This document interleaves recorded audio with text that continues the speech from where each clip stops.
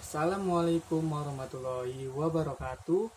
Nama saya Kelvin Pareji dari kelas 12 IPS 2, nomor absen 18. Sebagai pemenuhan nilai mata pelajaran PKN, dalam video ini saya akan membahas mengenai hak dan kewajiban sebagai warga negara di masa pandemi COVID-19. Dan seperti yang kita ketahui, di masa pandemi ini kita harus melakukan segalanya dari rumah. Bahkan sebisa mungkin untuk tidak keluar rumah, sehingga kita dapat memutuskan rantai penyebaran COVID-19. Oke, selanjutnya kita langsung saja ke pembahasannya. Nah, pada submateri ini yang pertama mengenai hak dan kewajiban, kedua COVID-19, ketiga kebijakan pemerintah, dan yang terakhir kesimpulan. Bagian pertama, hak dan kewajiban. Apa sih yang dimaksud dari hak dan kewajiban? Maksud dari hak di sini adalah sesuatu yang mutlak yang seharusnya diperoleh setelah melaksanakan kewajiban.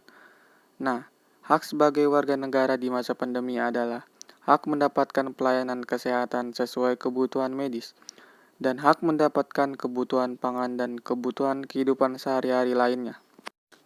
Kemudian kewajiban adalah sesuatu yang dilakukan dengan penuh tanggung jawab. Kewajiban sebagai warga negara di masa pandemi ini adalah melaksanakan siaga 5M, memakai masker, mencuci tangan, menjaga jarak, dan menghindari kerumunan. Bagian kedua, COVID-19. Virus corona atau COVID-19 menurut WHO adalah penyakit menular yang disebabkan oleh coronavirus. Virus ini ditemukan pertama kali di Wuhan, China, yang mana sekarang telah mewabah di seluruh dunia, salah satunya di Indonesia. Sebagian besar seseorang yang terinfeksi COVID-19 ini akan mengalami penyakit pernapasan, demam, batuk, dan kadang tidak menimbulkan gejala yang dapat menyebabkan kematian.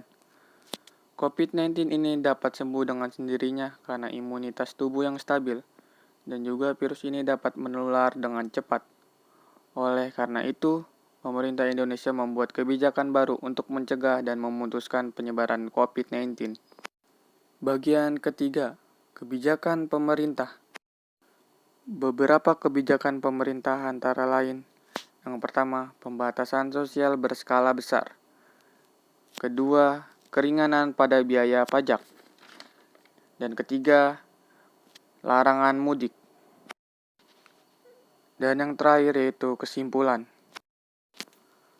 Pemerintah sudah berusaha dengan keras dalam menangani kasus COVID-19 ini.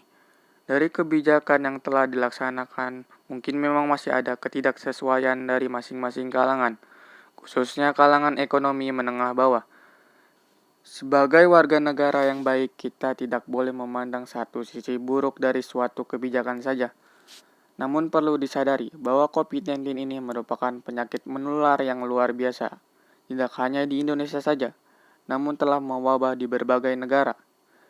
Kita sebagai warga negara memiliki hak dari negara. Namun perlu diingat, untuk mendapatkan hak itu, kita harus melaksanakan kewajiban kita sebagai warga negara. Dengan demikian, dengan mengikuti anjuran pemerintah, merupakan kewajiban kita mendapatkan hak kita setelah itu.